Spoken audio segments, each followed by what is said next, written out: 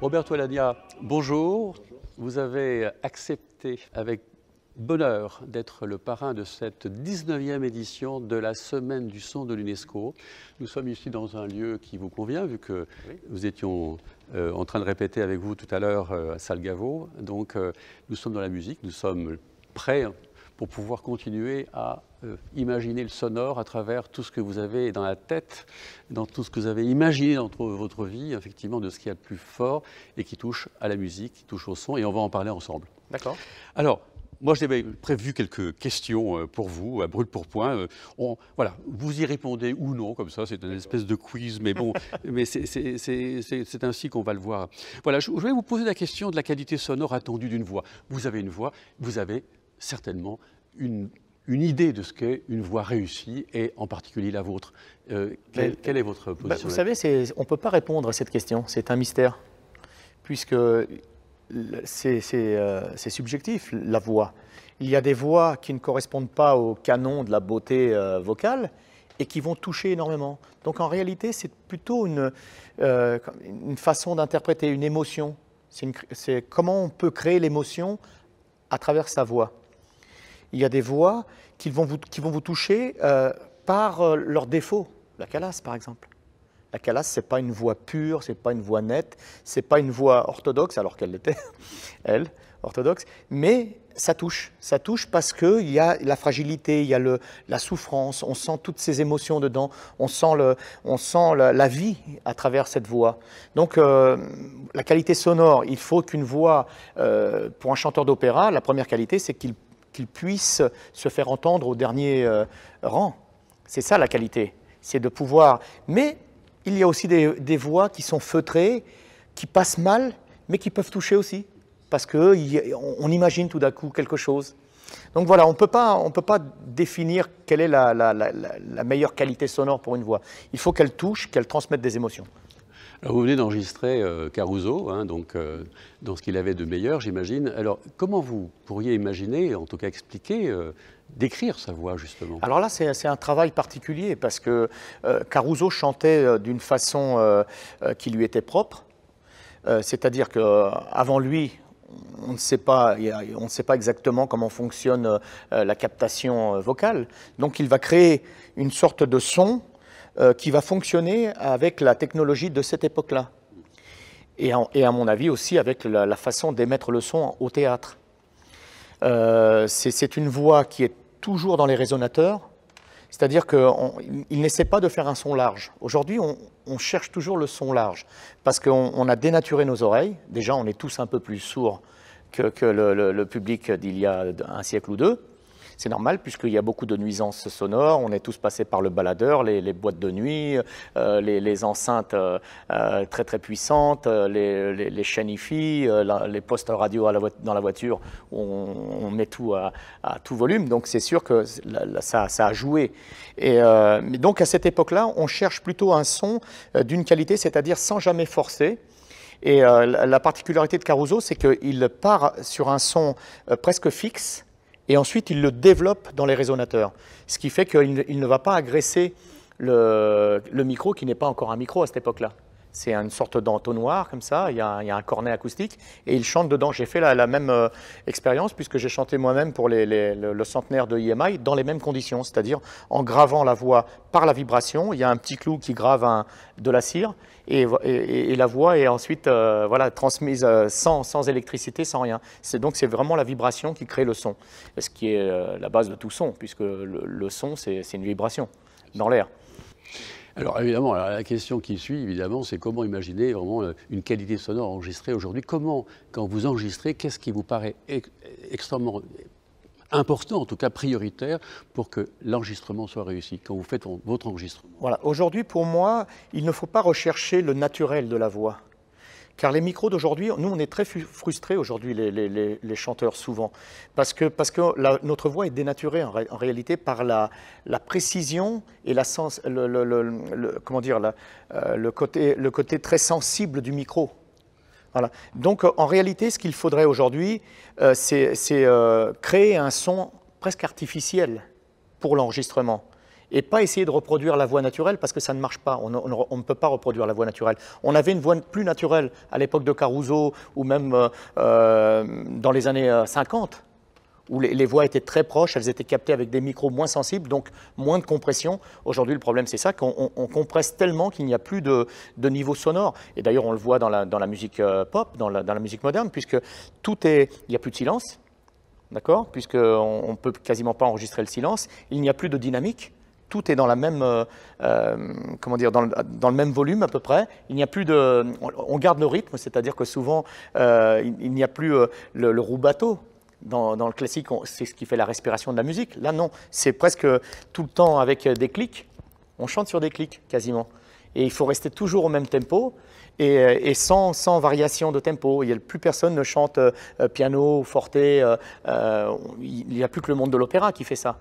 Voilà. Et dans le classique, bien sûr, les orchestres. Et vous, avec votre maison de disques, vous arrivez à faire passer justement ces idées. Lorsque vous faites un enregistrement, vous allez pouvoir arriver à obtenir justement la dynamique, la respiration que vous souhaitez. J'essaye, puisque j'ai été passionné par ça, et j'ai toujours cherché, je me suis toujours senti un peu frustré dans mes enregistrements. Mon premier réflexe, lorsque j'écoutais une première prise, c'était de détruire la prise, parce que c'était pas ce que moi j'entendais, c'était pas ce que je voulais. La voix était dénaturée. Souvent une voix qui a beaucoup d'harmoniques, et comment dire, ne rend pas au micro. Alors que si souvent on susurre dans le micro, ça va développer la voix, on va entendre les harmoniques. Et si vous avez une voix puissante qui est riche en harmoniques, elle va être, au contraire, le micro va souffrir et hop, il va se rétracter. Et donc ça va donner un son qui est fixe, qui ne flotte pas dans l'air. Et l'acoustique, c'est ça, c'est de faire flotter dans l'air un son, une vibration. Si on n'a pas ce côté, comment dire, ce flottement, eh ben on est malheureux. C'est comme quand on est dans une salle où il n'y a pas d'acoustique. On devient sombre, on devient triste, on déprime. Alors que si on va dans un lieu où il y a de l'acoustique, on a envie de chanter, on est heureux, on est positif. Jacques Weber, qui a été un parrain de la Semaine du Son, nous disait il faut arrêter de parler du fait de porter sa voix. Il dit que c'est un peu ridicule de porter sa voix. Il faut la faire passer. Est-ce que vous êtes d'accord? C'est exactement ça. C'est exactement ça. Il se contredit en fait, puisque c'est vrai qu'il ne faut pas gueuler. Souvent, au théâtre, aujourd'hui, on entend des voix qui sont engorgées et qui parlent sans projeter. Alors, il a raison. On peut projeter la voix en parlant doucement, mais il faut une qualité de projection, sinon ça ne passe pas. Vous voyez, il faut quand même que ça aille dans le masque, dans les cavités, dans les résonateurs, sinon ça ne passe pas. Alors aujourd'hui, on peut aider avec des amplifications, des choses comme ça au théâtre, mais à l'opéra, on ne peut pas. Donc, vous avez vu tout à l'heure, quand on faisait la répétition, je faisais des sons qui étaient vraiment au minimum, et ça passe quand même, parce qu'ils sont dans une position qui va vers les cavités, vers les résonateurs. Sinon, on ne peut pas le faire. C'est comme une cloche. Si vous prenez une cloche et on met de la ouate dedans, ça va faire « boum » et ça va s'arrêter là. Pour que la cloche vibre, il faut bien qu'il y ait ce vide à l'intérieur. Ça va faire « boum » et c'est ça qui va transmettre le son. Alors Épidore, qui est un lieu que vous connaissez, qui est assez extraordinaire, n'est pas qu'un lieu de culture en fait, c'est un lieu aussi qui était dédié à la guérison, au bien-être. Quand on allait à Épidore, on allait se faire soigner justement, et parce que la musique faisait partie en fait d'un soin collectif. Et j'en arrive à cette question qui me paraît essentielle. Comment voyez-vous la musique dans sa dimension culturelle, mais également sociétale? Je dis toujours que la musique, c'est de l'ordre de la prière, parce que c'est la même chose, c'est toujours la vibration. C'est quelque chose qui vous fait du bien et qui est nécessaire, en réalité essentiel même. On a dit pendant ce Covid que la culture n'était pas essentielle. Peut-être que la culture n'est pas essentielle, en tout cas la vibration est essentielle. Tout vibre dans l'univers. S'il n'y a pas cette vibration, même les pierres vibrent. Moi, quand je vais à Orange et je mets mes mains sur les pierres, je ferme les yeux, je sens la vibration. Alors peut-être qu'il y a même un son que nous ne pouvons pas capter, avec nos oreilles, mais il y a quelque chose. Donc en réalité, tout vibre. Et voilà, donc tout est vibration. Je ne sais plus quelle était la question. La question, c'était de savoir s'il y avait une dimension sociétale. Est-ce que vous pensez qu'on peut aussi, avec cette musique, amener l'homme à être meilleur, en tout cas en meilleure harmonie avec lui-même? Sans la vibration, on n'aurait pas eu de langage. D'accord? Donc on n'aurait pas pu communiquer, l'homme n'aurait pas pu devenir intelligent, on n'aurait pas pu évoluer, etc. Donc la musique existe depuis toujours. La musique, c'est... on parle de bruit. Mais un bruit, c'est quoi? C'est un son qui est désagréable, qui ne vous plaît pas. Après, un bruit, tout peut devenir un bruit, même ma voix. Si c'est désagréable pour quelqu'un, c'est plus un son, c'est du bruit. Je fais du bruit. Si un orchestre est trop sonore et pour un voisin qui écoute derrière, et il dit voilà, il ne peut pas dormir, c'est plus du son, c'est du bruit. Voilà, et inversement. Donc en réalité, oui, la musique c'est fait pour toucher. Et quand je dis que c'est l'ordre de la prière, c'est ça. C'est quand vous allez dans un lieu comment dire, de prière ou un lieu de recueillement, eh ben, on partage cette vibration. Si vous allez à l'église et que vous vous mettez à chanter avec tout le monde, la vibration qui va vous envelopper va vous rendre joyeux. Alors vous pensez souvent que c'est l'Esprit Saint qui nous a traversés. En fait, c'est le fait d'avoir chanté, d'avoir créé une vibration. Puisque la vibration, c'est ce qui nourrit aussi notre cerveau. Voilà. Sans cette vibration, on meurt. C'est pour ça que si vous mettez quelqu'un dans une pièce complètement calfeutrée comme ça et sans acoustique, il va dépérir. Et inversement. Alors, évidemment, il y a une autre question qui vient à l'esprit, c'est celle du silence aussi. Hein. Quel est ce rôle du silence? Il est capital, le silence. Dans la musique, s'il n'y a pas de silence dans la musique, c'est pour ça que je vous dis souvent, aujourd'hui, dans les enregistrements modernes, de musique moderne, on ne respecte plus le silence, on n'entend plus le silence. C'est une musique continue. Et le silence, c'est la respiration. C'est-à-dire, c'est comme si on devait parler sans faire de break pour respirer. Ça serait impossible, ça serait ennuyeux, ça serait tout ce que vous voulez. Le silence est nécessaire et en plus, pour nous, chanteurs, il est essentiel. C'est-à-dire que sans le silence, on ne pourrait pas récupérer. La voix se fatiguerait très vite. Et voilà, donc le silence, c'est la base de la vie. Le silence ne fait pas peur? Ah non, pas du tout. Tout peut faire peur. Un bruit, ça peut faire peur, mais le silence aussi. Voilà. Mais c'est vrai que, je ne sais pas, si on descend à 20 000 lieues sous les mers, ce silence peut être, voilà, peut faire peur. Mais en même temps, le silence vous permet de réfléchir, le silence vous permet de récupérer, le silence vous permet de respirer. Oui, peut-être de réfléchir aussi oui, de réfléchir, bien sûr. Et après, on peut aussi réfléchir dans le bruit. Moi, je sais que quand j'étais enfant, je faisais mes devoirs dans le bruit, parce que j'étais habitué à avoir une grande famille, et voilà, et souvent, j'étais habitué, je pouvais apprendre des rôles alors que tout le monde parlait, discutait, etc. J'avais l'habitude de ça. Et aujourd'hui, là, maintenant, si aujourd'hui, j'ai plus besoin du silence. Ça serait plus compliqué. Hein. Oui, parce que la maturité arrive, on a besoin de retourner à la tranquillité. On court moins, on essaie de moins courir, cette énergie qu'on avait, il faut maintenant la contrôler parce qu'elle s'échappe. Et voilà, donc il faut l'utiliser à bon escient. Cette ambiance sonore qu'on a sur les villes, dans toutes les villes du monde d'ailleurs, en fait, c'est un vrai problème. C'est un problème qui peut poser problème, enfin qui peut être en tout cas un souci pour vous, dans cette quête justement de cette dynamique sonore, de ce silence, de cette réflexion. Toutes les villes vont dans la même direction. Ça ne vous inquiète pas, ça? Oui, pas toutes les villes, parce que j'ai été surpris, maintenant je suis beaucoup en Pologne, et j'ai été surpris de ce silence dans la capitale, à Varsovie, à Wrocław, là où j'habite actuellement. Il y a un silence qui est, bien sûr, qui n'est pas total, heureusement, mais par rapport à la ville, moi qui suis habitué à Paris, qui suis habitué à New York, toutes ces villes qui sont très bruyantes en Italie, même un petit village en Italie est bruyant parce que les gens parlent fort, parce que là non, vous allez au restaurant, c'est pas bruyant, dans la rue c'est pas bruyant, les gens ne klaxonnent pas, voilà, c'est curieux et ça m'a surpris. La première chose qui m'a frappé, c'est ça, c'est le silence, la propreté bien sûr, et le silence. Voilà, donc c'est agréable aussi. Tokyo aussi, je crois, est cité comme une ville ça dépend des endroits à Tokyo. Mais c'est vrai que pour une grande ville comme ça, c'est vrai qu'il y a des endroits où il y a le silence. À New York, c'est très difficile de trouver le silence. Moi, je l'ai trouvé. C'est sous un arbre particulier. Il y a 3 mètres carrés où j'ai le silence.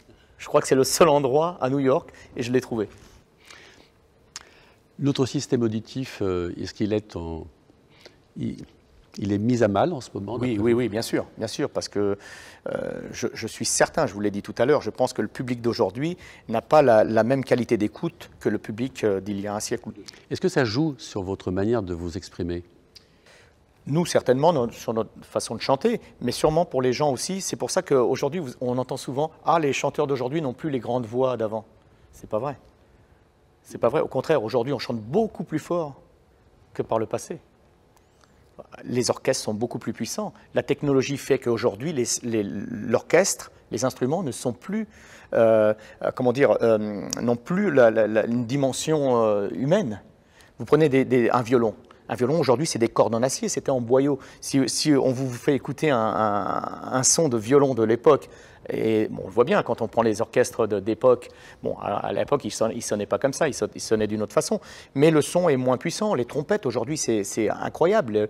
Les cuivres, parce que la technologie est passée par là, les computers, on calcule pour que le son soit le plus efficace possible, ce qui fait qu'en plus, on a multiplié les éléments d'orchestre.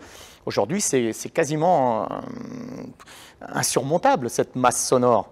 Et nous, les cordes vocales, c'est les mêmes. C'est les mêmes que les chanteurs d'il y a 2 siècles ou avant. Voilà. Donc c'est pour ça que je dis toujours aux acousticiens, je voudrais donner juste une petite idée aux acousticiens. Vous savez, souvent les acousticiens aujourd'hui font les essais pour les nouvelles salles de concerts, pour les opéras, avec des orchestres, avec des instruments. Il faudrait faire le contraire, parce qu'il faudrait faire avec les chanteurs a cappella, on étudie sur la voix humaine. Parce que si ça fonctionne pour la voix, ça fonctionnera pour n'importe quel instrument et pour l'orchestre, mais pas le contraire. Vous êtes un peu à l'origine du monde, finalement, avec la voix. Hein? Ben oui, hein bah oui, le premier cri, c'était le cri humain, avant, bien sûr. Alors justement, il y a le sonore, et puis, est-ce que, justement, on parle beaucoup, nous sommes dans un monde extrêmement rétinien, vous le savez bien, on ne fait que regarder le monde, hein. Il faut le voir pour le croire, je vous demande de bien vouloir observer une minute de silence, dit-on. Hein, donc aujourd'hui, est-ce que vous ne pensez pas aussi que le sonore est un constructeur d'images? Et inversement. C'est-à-dire que, bien sûr, le sonore peut vous faire imaginer l'image. Mais je vais vous dire même plus, si vous avez une captation et que vous avez un son médiocre, le fait de voir va améliorer votre écoute. Et ça, Pavarotti était très malin. C'est pour ça que Pavarotti voulait toujours être cadré là. Parce que le fait de le voir là, on a l'impression de l'entendre mieux. Et si vous fermez les yeux, le son est le même. Mais vous ouvrez les yeux et vous l'entendez mieux. C'est quand même curieux ça. Donc comme quoi, voilà, le fait de regarder amplifie un petit peu. Et vous savez, il y a des gens qui disent souvent, des personnes un peu âgées, qui disent « Attendez, j'entends pas bien, je vais mettre mes lunettes, j'entendrai mieux. » Mais c'est vrai. On met ses lunettes pour entendre mieux.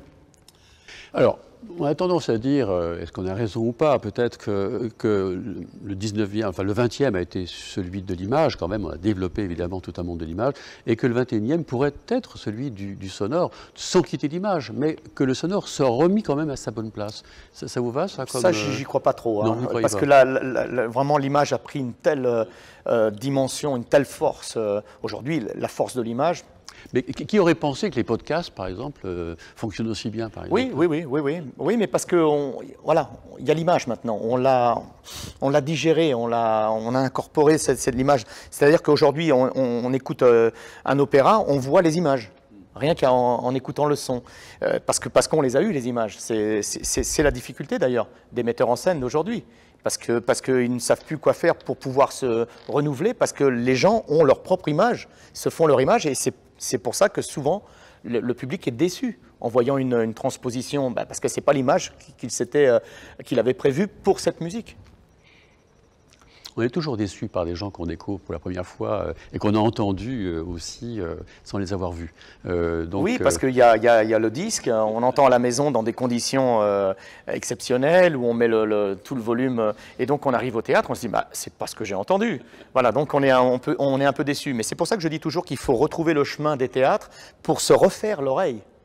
Voilà, il faut se refaire l'oreille. Ah bah ça c'est une bonne remarque ça, parce que précisément c'est ça notre problème de référence. Hein, on a la chance, là, on est dans un lieu où le silence est extrêmement bas, je veux dire, on a un niveau de bruit qui se situe autour de 23-25 décibels. Quel bonheur, je veux dire, quelle chance. Regardez, si vous prenez des enfants voilà, qui n'ont jamais assisté à un spectacle ou n'ont jamais entendu un instrument en vrai, ou une voix, ça passe à la télévision ou à la radio, ils n'y prêtent pas attention. Vous prenez le même enfant et vous le mettez à côté d'un pianiste, en vrai comme ça, ou un chanteur. Eh bien, il va être captivé par le son, par la vérité du son, la vibration. Parce qu'on ne peut pas reproduire ça. C'est pour ça que le spectacle vivant est nécessaire. Et il faudrait pouvoir donner aux enfants la possibilité d'écouter en vrai. Parce que ça développe les passions. C'est ça qui développe ensuite les envies de prendre un instrument. Voilà. Si un enfant n'a jamais touché un piano, vous lui faites toucher un piano, vous lui faites faire 2 notes, et d'un coup, il va être fasciné. Vous prenez une harpe, hop, il va toucher ça. Et voilà. Alors que enregistrer, c'est pas la même chose. Puis savoir s'exprimer, hein, surtout même musicalement, je crois que c'est un pays... Bah, c'est un langage. On est dans un pays en France où on a relativement peu de musiciens, pas assez, selon moi en tout cas, nous sommes autour de 1 à 2% de musiciens. Ça c'est dû aussi au système scolaire que nous avons. C'est difficile aujourd'hui. Les enfants commencent l'école à 8h30 le matin. Avec les devoirs, ils arrivent à la maison à 19h30, ils n'ont toujours pas fini leurs devoirs. C'est difficile d'avoir un instrument, de travailler. Je vois par exemple aujourd'hui ma première fille, elle faisait du piano et elle était fatiguée parce que les cours duraient trop longtemps, les devoirs, etc. Donc c'était une fois le mercredi et on ne peut pas devenir musicien avec 2 heures le mercredi, c'est impossible. Alors que là, je vois qu'en Pologne, donc l'école c'est seulement le matin, l'après-midi, on a encore le temps de travailler un instrument, de faire du sport ou de faire autre chose. Bon, c'est difficile parce que nous, on est habitués comme ça, c'est un autre système, mais je ne sais pas, il faudrait trouver un juste milieu. Mais en tout cas, je pense que c'est la raison qui fait qu'aujourd'hui, on a moins de sportifs, moins de musiciens que dans d'autres pays. Alors, vous avez répondu à cette dernière question, finalement, d'une certaine manière. Qu'est-ce qu'on attend pour une jeunesse là, qui va être le devenir de toute notre société, qui sera notre devenir à nous? Qu'est-ce qu'on peut lui souhaiter, en fait, à cette jeunesse? La jeunesse d'aujourd'hui, elle est très intelligente, très éveillée, beaucoup plus que la nôtre ou celle du passé. Donc, ils savent exactement ce qui se passe dans le monde, ils sont très éveillés. Aujourd'hui, on a, grâce aussi à la technologie, beaucoup plus de possibilités. Par exemple, si on veut devenir chanteur, on peut travailler sa voix en écoutant, grâce à YouTube ou de toutes les plateformes que nous avons, on peut disséquer chaque chanteur. Si on veut être musicien, on peut tout écouter. On a un éventail de possibilités énorme. Maintenant, ce qu'il faut, c'est donner, essayer de déclencher les passions. C'est ça la difficulté. Parce que quand on a la passion, après, oui, on surmonte tous les obstacles et on a envie de se dépasser.